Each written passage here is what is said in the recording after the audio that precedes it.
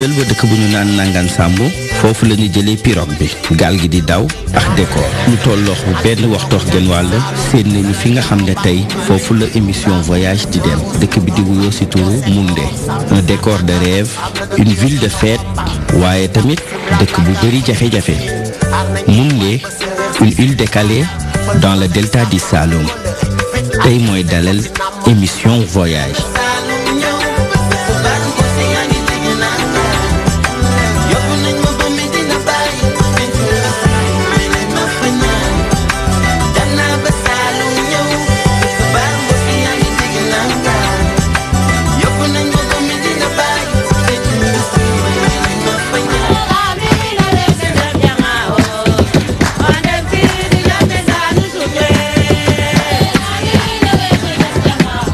Moundé boo déggee Moundé mooy Moundé. C'est le seul village ci 19 yooyu bi nga xamante ne nous sommes autant pêcheurs qu'agriculteurs. garab yi réew yi fi nekk yëpp mënu nga leen yéeg quoi mais bii à chaque fois boo ko yéeg day gën a gudd.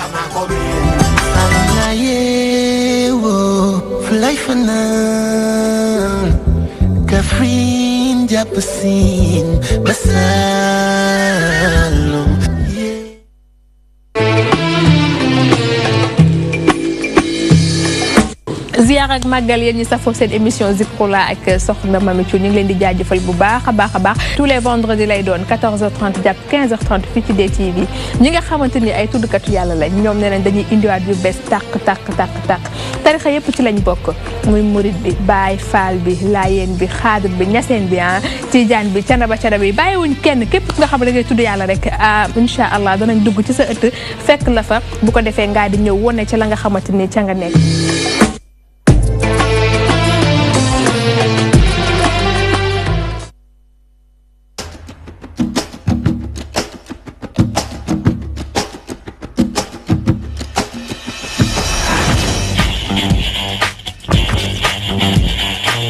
Dans le monde impitoyable de la haute couture,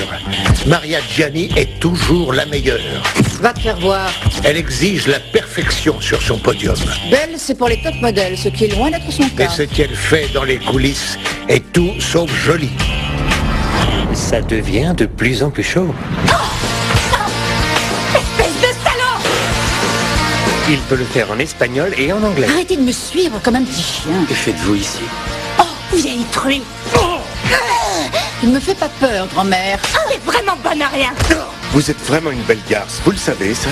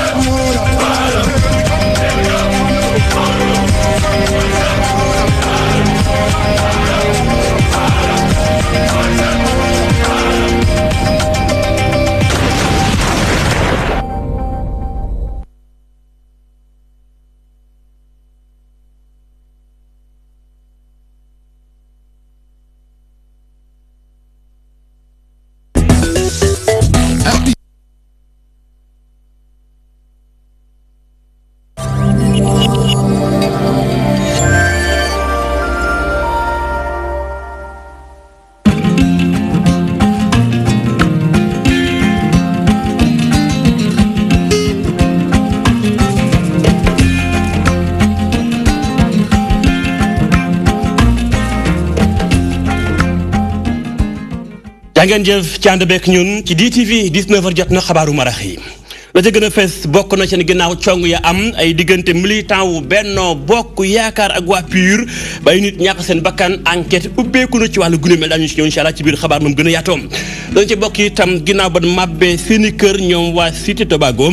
seeni ndàmpaay ba léegi ñu ngi daw jot ko moo leen të waaye léegi xel mën naa dal seeni koppar daañu ko jot fekk ñetti fan ministre bi dénk nafak réew mi moo ko xamle di Amadou Ba loolu ci bokk pétrole ak gaz léegi coow li jeex lépp war a mën a leer leer dañ cee génne ab téere ngir sénégalais yi mën a xam lu xew daañu ko jukki incha allah ci biir xabaar buñ ca noppee boole ca xibaaru campagne bi soxna Abi moo koy faram-fàcce soxna si la gën a fës ci wàllu bu mel. li ca gën a fës bokk na ci daanaka candidat yu bokk ci jongante bi yëpp ñoom ñëpp foofee lañ nekkoon ca diwaanu Sikicoor ak li ko wër ndax ki nga xamante ne moo di Madické Niang moom moo fa demutoon moom nag mu ngi woon Kaolack ni ki démb kii di Ousmane Sonko moom mu nga woon ca Oussouye ak waa Benno Bokk Yaakaar waaye tamit kii di Idrissa Seck moom mu nga woon ca Sédhiou loolu yëpp sëñ Modou Madické Niang dinañ ko faram-fàcce ci biir xibaari campagne. incha allah loolu mi ngi doon ci biir xabaar yi ñu tàmbali kon xabaar ginnaaw nuyoo beeg ziar bi gërëm leen ci ànd beeg ñun ci DTV tàmbali xabaar yi ak lu jëm ca coow la am na gën a démb ca fe nga xam mooy Tambacounda ba ay nit ñàkk seen bakkan fi ñu toll ni tembe procureur ba ca gox ba jibal na kàddoom enquête ba ubbi nañu ko fi ñu toll nii ngir mën a xam ñu def njombe gi ba ay bakkan wadd ñu fàttali ni am na sax lu toll ci ñaar fukk ak ñeent ci ay garde rapprochés yoo xam te ne bi ñoo doon saytu kaaraange candidat wu PUR de Issa Sall yoon teg na leen loxo enquête baa ngi wéyandi ñu dem ca gox ba fekk fa suñu correspondant Amadou Diallo ba ñu fa nekkal ci faram fàccee. voilà lu ñu mën a jàpp ci waxtu yi rek mooy ni que dal ak jàmm mu ngi dellu si waat ndànk-ndànk fii ci Tambacounda naam ay benn waxtu wala ñaari waxtu ci bëccëg ndaw yi dajaloo nañ lool ci buntu commissariat bu Tambacounda doon sàkku rek ñu def yoon ci wàllu li nga xamante ñoom la ñuy dégg ni ñu ngi leen téye ndaxte ñoom bëgguñu ñu bàyyi leen dañoo bëgg rek képp ku tax ci mbir mi ndaw yi nag dañoo bëgg nag ñu leeral ko ba nag ñoom ñu am ci lu ñu bëgg moo waral sax procureur ba nag bi mu doon dajeek taskatu xibaar yi moom Demba Traoré xam le ne nag ñaar fukk ak ñeenti nit nag jotoon nañ leen a déglu te ñëpp nag nekkoon ay élément sécurité bu candidat bu PUR te mu xam ne nag lépp loo xamante ni daf na yombal enquête bi dinañ ko doxal du ñu bàyyi kenn koo xamante ni da nga tax ci mbir mi ngay wéy di dox di def lu la neex loolu waral tamit ginnaaw tey li nga xamante ni njàngale mi donc dañ koo gàllankoor ñoom ndaw ñi nga xamante ni ñoo ŋànk wàllu nag école bi nga xam ne leen dinañ jël seen matuwaay ëllëg ak kaaraange ji ba ñu xool nag si dëkk bi yëpp mboolem fu école nekk ñu mun koo aar ndaxte nag mënuñoo nangu tamit ñuy indi ay jafe-jafe ci wàllu njàng meek njàngale na ci wàllu takk der yi mu mel ni nag seet nañ ni dafa mel ni dafa am ay renfort yi ñuy nemmeeku ndaxte nag amaana fii am na benn cantonnement bu génie waaye gis nañ nag daanaka si bopp koñ boo dem rek ñii di takk der yi ñu ngi fay taxaw beneen mbir aussi bi nga xam ne jot nañ ko ci mboolem ñi fi teewal juróomi candidat yi rek ku ci ne si ñoo xam ne nga nag jamono yi nag da ngay dakkal sa yëngu-yëngu ci wàllu politique li ni mel nag mun nañ jàpp nag mooy décision bu ñu mënoon jël ndaxte ci condition moom gisuñu woon kenn ku fi mën a def activité politique beneen ndaw bi nga xamante démb nag moom it dañ ko faatoon ci auto cortège yu candidat Issa Sall bi ñun ñi xamal ne moom mooy di Cheikhou Keita ni dinañ ko rob ëllëg nag ci àllarba ji ki nga xamante moom muy Ibrahima Touré moom ci suba si moom lañ ko rob mbooloo mu takku nag demoon gunge si ko ci wàllu woowee tamit njaboot yi ba léegi na nekk naxar bi suñu xaar rek ñi nga xamante ni ñoom ñoo def jëf yu ñaaw yi rek yoon mën leen àtte loolu daal lañ mën a jàpp pour le moment fii ci Tambacounda ñi nga xamante ni moom mooy daanaka jàmm ak dal nag mu ngi dellu soit nànk li ni mel nag doon lu askan wi doon xaar ndaxte démb ba tey moom daanaka fii moom fitna bi nag doyoon na waar lool fii ci dëkk bi li daal lañ mën a jàpp ci li nga xamante ni moom moo bees fii ci wàllu violence yi fi amoon démb ba léegi. jaajëf Amadou Diallo correspondant wu Excaf Télécom ak i bangasam ci diwaanu Tambacounda jóge Tamba wàccaat ci Ndakaaru xam ngeen ni foofee cong ya amoon dañ caa songaaleem bus bi yeboon journaliste yi àndoon ak coalition bii di waa PUR di parti PUR kon ginnaaw ba leen songee ñenn ñoo am ci gaañu-gaañu yu métti moo tax mbooleem bangaas di ay syndicat yu ëmb journaliste yi ak ñi liggéey ci wàllu média ni kat ëpp na ca nag bu mu amati dañ ci woote waxtaan gu yaatu goo xam te ne bi dañu bëgg ku ne ku ci am àq nan la ko delloo ñu war a def seen liggéey itam def ko na mu wareem enquête it nan ko ubbi ba mbir mi mën a leer ba lu mel ni du fa amati mbukkum ndaje mën ci wate woon soxna Safetou Koli fekk yoon na ko reportage. moom mi le teewoon na ci lu xew ca Tamba bii les journaliste bu Dakar Actu dellusiwaat rek ci jëf yu ñaaw yu xewoon ci boobule gox. tali boobu latérite la woon poussière bi bëri na kenn xamul foo jëm ndaw yu continuer duñu topp ñenn ñi yor seeni jakarta di daw di sànni xeer oto journaliste yi ci njëkkante boobu ci la am benn oto presse bi nekkoon suñu ginnaaw def choc bu metti chauffeur bi gaañu si suñu mbokk journaliste boobu di Ibrahima Khalil Sène jëlee ci gaañu bu metti ci kanam gi. maire ba futtu leen def syndicat bu ëmb taskatu xibaar yi fas yéene rek soobu ci xeex bi mu bëgg ñu jël ay dogal yu wër te fas yéene na sax dem fu mbaxana doonee benn. dañ ne autorité yi nga xamante ni ñoo ko yor nañ ci ubbi ab l'enquête nu mu gën a gaawee. ñun pare nañ pour porter plainte devant le procureur de la République. donte ni ñibbisi neen ci Dakar waaye yooyu les journalistes di ñaawlu taxawinu waa PUR gannaaw rek bu mbir yi amee. mu toll nii kenn ci waa PUR muy seen président muy directeur de campagne bi muy secrétaire général bi wootewul nemmeeku presse bi ci luñ nekk. karange ak toppatoo journaliste yi doon lu leen soxal lool mu waral sax ba SYNPICS di dànkaafu entreprise de presse yi waaye it candidat yu élection présidentielle bu 2019. woto yooyu journalistes yi nekk lépp luy affiche wala lépp luy photo wala lépp luy dañ ne nañ ko dindi taf si presse këru liggéeyukaay journalistes yi ñu ngi leen di yëgal di leen xamal ni lépp lu jëm ci wàccuwaay ci journalistes yooyu ñu yebal ñoom la war. ñenn ci ay journalistes ak convoi bu waa PUR leen daal di attaqué ci région bu Tamba ci yooyu les manifestations ñaari bakkan jàpp ñetti bakkan rot ci lu ni mel nag nekk li nga xamante ni syndicat bu ëmb taskatu xibaar yi di ñaawlu te fas yéene ci xar tànk tubéyam ngir rek yoon def liggéeyam. ngir yoon def liggéeyam jaajëf soxna Safiatou Koli di wax ni lu ñëpp yi ñaawlu di ñaan campagne bi li ci am ci violence muy yem fii delluwaat di jàll ñi nga xam ne ñàkk seen ay bokkum ci ñaan mbooleem acteur politique yi ñu woote jàmm def ko ngir Sénégal ndax Sénégal benn bopp la li man di xew campagne dafay jàll Sénégal des ko nañ ci bàyyi xel bu wér xibaar yi wu ci benn wàll jàppaleen itam lu soxal mbirum campagne élection présidentielle yi ñi nga xam rek ñooy soxna yi ñoom itam day syndicaliste ña nga ca ñoom it xel daanaka mi ngi xalaat lu bari jëm ci nekkin soxna yi ak ay convention yi nga xam te ni bi mooy 183 bi nga xam daal lu leen soxal la ci biir seen aw nekkin muy wàllum congé bi ak la ci ajum jëm ci sax bu demee ba soxna si la moo def ci àqam ñu mën ko koy jox saa yu borom këram génnee àdduna wala sax moom mu dem ba génn àdduna lépp daal ñu war koo mën a wagar ba lépp tegu ci yoon dañ ci xuus ànd ci ak gëstu Chantal Badji. jëfee convention 183 bu OIT bu juróom benni fan ci weeru juillet atum 2015 nekk na wareef ci ñi di femme syndicaliste yi RENAFES daal dinay taxaw ngir tegal ki nga xam ni moo fi war a nekk njiitum réew yi les conditions. donc dañuy wane ne nañu équilibré état bi na équilibré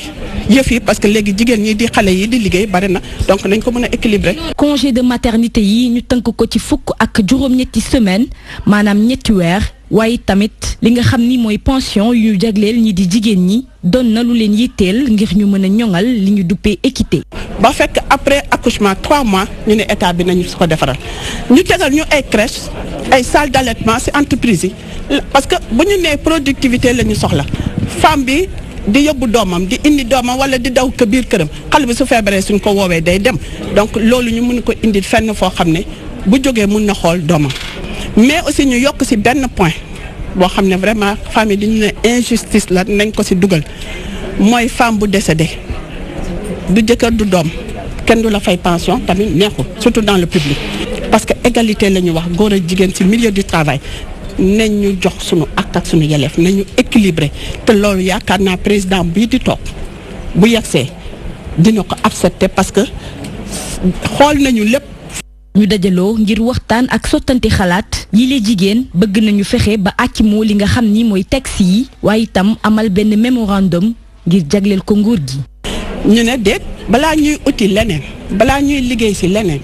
ñuy def le même travail nañu jël liggéey boo xam ne ministère du travail cadre boobu def na ko ak BIT ñu approprier ko. ngir ñongal kaaraangeeg maternité RENAFES daal dinay taxawal ab stratégie de plaidoyer ngir tëralin bu jëm ci wàllum convention 183 bi mën a jaar yoon ci nu mu gën a gaaw. Chantal Badji bu fekkente ni soxna yi nekk ay syndicalistes ñoom ñi ngi xaar candidat yi bàyyi xel seen aw nekkin ñii dañoo xaar ba xaddi mooy jigéen ñi boole seen bopp ci genn kuréel di dox jàmm ca Casamance ñoom dañ doon xaar président Macky Sall candidat wu Benno Bokk Yaakaar ngir mu ñëw ci seen ndaje moomee waxtaan ak ñoom yan pexe la am ngir jàmmi Casamance waaye président Macky Sall jaaru fa seen xol fees loolu ñu jàpp ne ñàkk leen a fulaal moo ko waral ñoom seen kàddu jib na dañ ko dénk suñu correspondant ba ca Ziguinchor.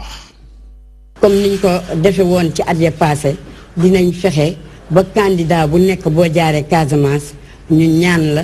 pour ñu toog ak yow wax ak yow ci sa taxawaay nan nga ko nar a taxawee ci jàmmu Casamance. ci loolu yàlla may nañu ñu waxtaan ak président candidat bi El Hadj Issa Sall. maître Madické Niang tamit ñëw na fekk suñu dimanche. ci complexe Obert ñu waxtaan ak moom altine nag ci fukki fan ak benn ci weer bi président Macky Sall la ñu waroon a dajeel te fi ñu jaar ak yeneen candidat yi la ñu jaar ak moom maanaam yónnee ko ay bataaxal yoo xam ne dañ ko won ni ñu bëggee waxtaanee ak moom ak naka la ñu bëgg a waxtaanee ak moom jox nañ ko nag directoire am ñooñu yoon jox ñu tam ay décharge démb nag am na benn responsable bu ñu woon ne 8 heures ci guddi boo leen ñëwee di ngeen mun a bu jógee ci meeting bi ngeen dajeek moom am na ñoo xam ne 7 heures et demi fekk nañu taxaw fa foofu la ñu nekk di taxaw ñii tëdd ñii toog ba 23 heures passé ñu ñëw ñu ne ñu cabinet président bi yëguñu woon seen audience muy nag lu ñu bett lu ñu jaaxal ndaxte xalaatoon nañ ne lu day ni jàmmu Casamance dañu yaakaaroon ne buñ ci bëggee waxtaan ak ki nga xam ne moo jiite réew mi te ñu am fu ñu jaaroon ak moom moom dina toogaat dégluñu ba xam lan lañ ko indil bi yoon ci audition bii yàlla dogal na ne gisuñu ko waaye léegi def nañ ñëpp seede waa Sénégal yëpp ñooy suñu seede rawatina nag waa Casamance lii nga xam ne daal moom la nar a jur ci suñu digganteeg ñoom loolu yàlla moo ko xam ñu ngi ko teg lépp ci loxoom. mu doon soxna yi boole seen bopp ci benn kuréel di dox ngir jàmmi Casamance wane seenu mer lool ci bi ñuy xaar candidat wu Benno Bokk Yaakaar Macky Sall ca ñëw ci seenum ndaje mi doon waxtaane jàmmi Casamance google jógee Casamance wàccaat fi nga xam mooy ci Ndakaaru waxtaane mbirum Cité Tobago fii ci aéroport bu Yoff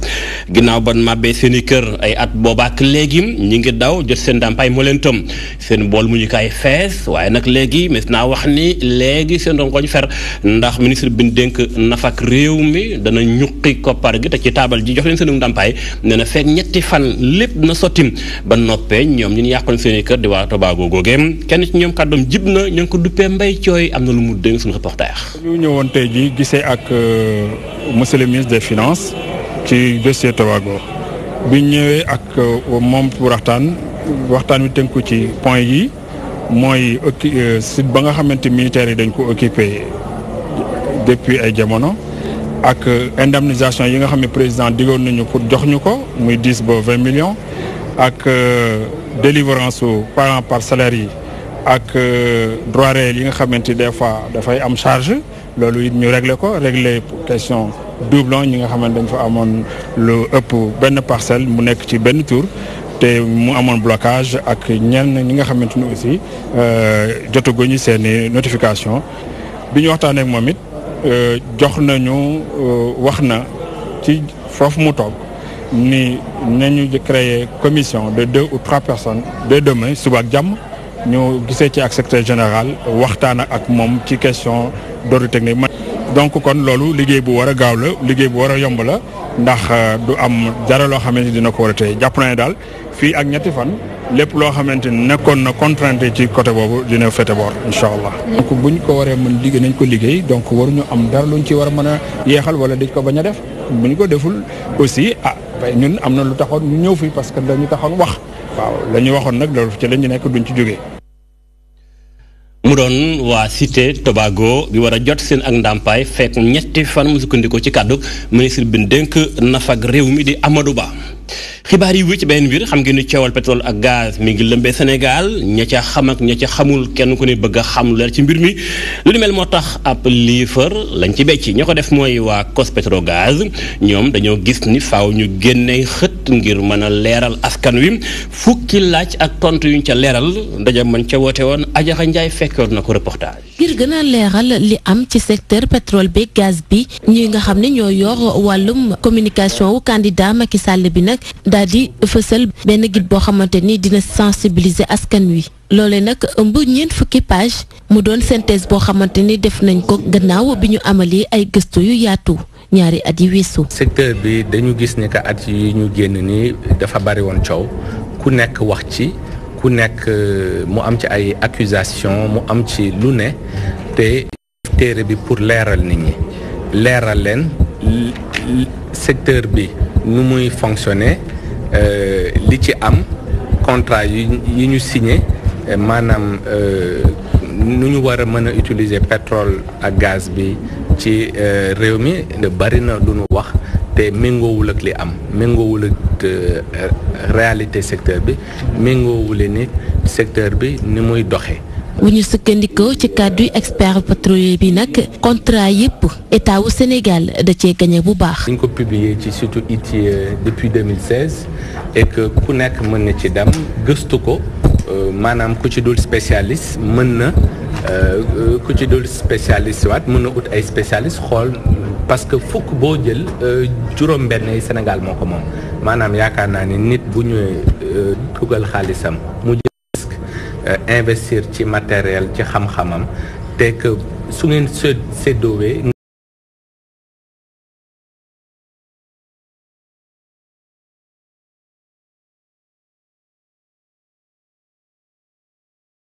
bi fii ci Sénégal nekk document boo xamante ni fi mu ñëwee baax na lool bu ñu sukkandikoo ci kàddu yi communicant yi li ci noonu sax Sénégal fas yéene jëfee code bu bees bi jëm ci wàllum pétrole bi ngir rek gën a ñoŋal secteur bi li Ajara Njaay waaw Kumba fàttali ni wàllum koom-koom du gaz ak pétrole rek ci la mën a génn koom-koom mën naa génn ci wàllum art ak culture ci sax nag aada ñoo ko xamle mooy waa Israël lëkkaloo bu nu lëkkaloo ak état bu Sénégal ngir gën a becc ci lépp luy koom ci wàll gi ñoom it dañoo wot ndaje mu yaatu ay kàngam fekkee woon ko bokkoon na ca soxna Philomène Tine reportage. lëkkaloo ci wàllum aada ak cosaan bi am ci diggante artiste sénégalais ak artiste israélien yi moo waral ambassadeur bu bees bu réewum Israël fii ci Sénégal daal di amal benn visite ci atelier du Sahel. Roy dafa ñëwoon pour seetsi atelier du Sahel ndax bi ñu ma wooyee daf ma wax ne dafa bëggoon ñëw ñu waxtaan xool ci wàllu jàmm li ñu waroon commencé woon ci 2007 nan la ñu def pour continuer ko parce que waxtaan bi vraiment li ñu commencé woon am na solo ndax ay artistes sénégalais ñëw nañu fii ak ay artistes israéliens ñu liggéey ci ambassade ba tuddee ko woon ko Shalom jàmm et paix mais sur le plan coopération culturelle dafa am wàll boo xam ne ñun ñoo ko war a doxal moo ko indi fii tey ci atelier du Sahel muy partager ak ñun ay expérience am ak ay projet yàgg na lool depuis ba réewum Sénégal ak Israël amee lëkkaloo ci wàllum aada ak cosaan bu ñu sukkandikoo rekk ci ambassadeur Israël fii ci Sénégal. jokkalante si wàllum caada si diggante Israël ak Sénégal lu yàgg la laata sax réewu dëndu Afrique yi di moom seen bopp si xayma mën nañoo jàpp ne depuis les années 50 ñaari réew yi bés noo jóg di waxtaan si wàllum politique ak tamit si wàllum caada te li ko gën a dëgëral sax ngir firndeel ko moom mooy kii njëkk a jiite réewum Israël ak kii njëkk a jiite réewum Sénégal yi tamit ñoom ñoo ko gënoon dëgëral si waxtaan bu am solo te xóot bi doon amal te lal ko si xarit ci noonee nag ñaari réew yi ñu ngi nekk di nas ay projet yu bëri jëmale ko rek ci wàllum aada ak cosaan. am na yu bëri yoo xam ne lancé nañ ko en terme de projet mais tey waxtaanee nañ ay projet culturel yoo xam ne day nekk projet régional et sous-régional même international pour xool fii ak fan yi di ñëw nan lañ koy mën a approfondir pour suñu paree ci loolu ñu mën ko partager avec tous les artistes sénégalais. ci lu ñeel tolluwaayu réew mi ci wàllum politique. artiste bii di Kalidou Kassé mi ngi woo askan wi ngir ñu xoolaat téereem ba mu duppee woon ay du yem ci bopp boroom ci téereem boobule mi ngi ciy càmbar bu baax solos nas jàmm.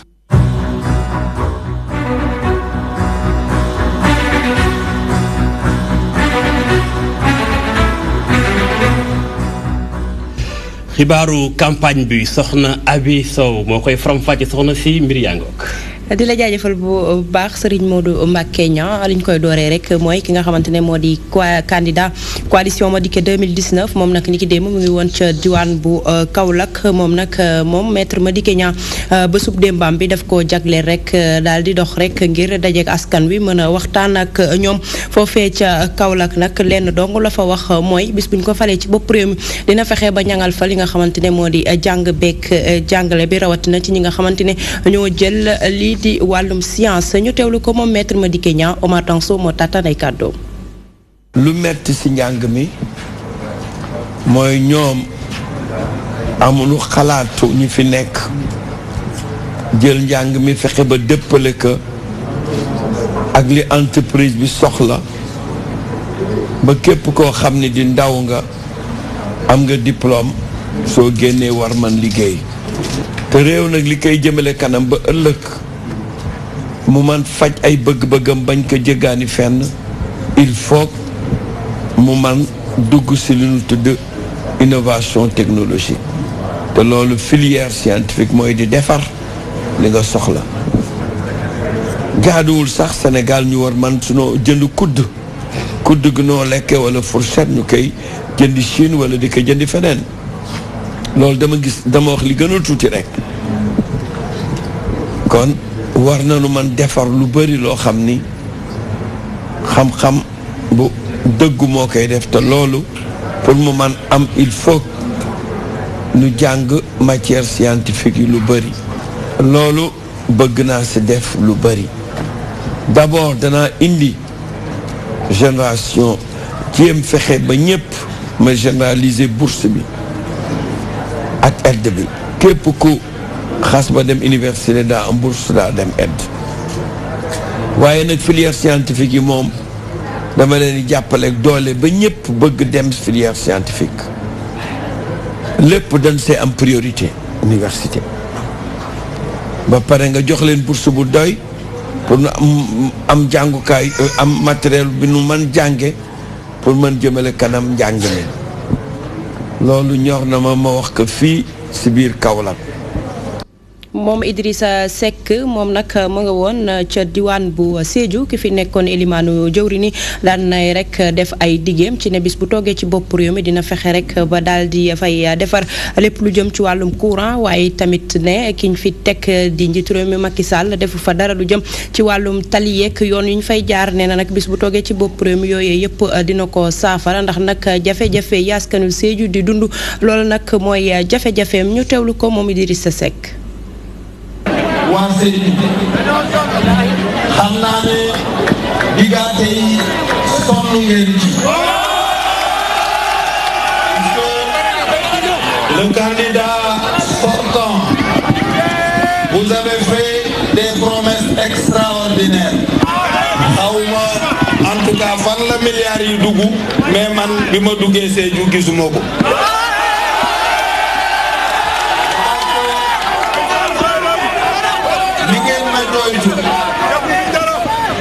li ngeen ma jooytu bi ñu jógee Kolda ba bi ñuy egsi fii la ñuy soog a gis làmp électrification fi ñu fi jaar rek loolu la ñu wax stade municipal bi nga may wax loolu c'est le symbole de l'échec de la politique sportive du gouvernement sortant.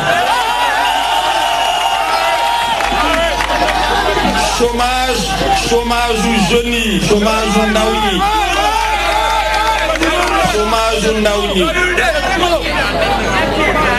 c'est totalement inacceptable, c'est totalement intolérable. Notre politique de développement économique et de redressement de la situation du pays sera axée sur le développement des petites et moyennes entreprises à l'échelle régionale, départementale, pour que la commande publique soit décentralisée et puisse promouvoir l'éclosion d'un écosystème économique local. toog Ndakaaru capté affaire yi ba noppi fii ci territoire yi du ñu gis benn commande publique loolu lu mën a suqali économie bi te day tax chômage bi gën a yàgg. wax nañu ba pare ci affaire infrastructure yi nan la ñuy décentraliser BCI bi pour que l'ensemble des infrastructures sociales de base puissent être prises en charge te loolu Sédhiou kenn du ko ci fàtte incha allah. njiital coalition Sonko président moom mu nga woon niki talaata ji foofee ca Oussouye moom Ousmane Sonko sax daan na fay gisee ak buur bu Oussouye di Silibou Mbaye Diédhiou moom buur boobee sax daan na koy jox ay digle yu am solo ci ne ko rek li nga xamante ne moo di aada ak cosaan pàcc bu rëy la am ci askanu Joola ñu teewlu ko moom Ousmane Sonko. Bonjour président Sonko. Tes papas, tes oncles, tes amis, tes frères et sœurs qui vous accompagnent et toute ta délégation. Je ne vais pas être très long.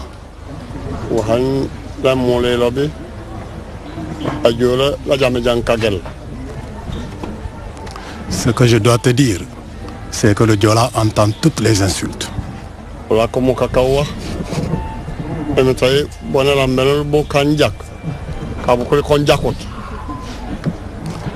Vous savez,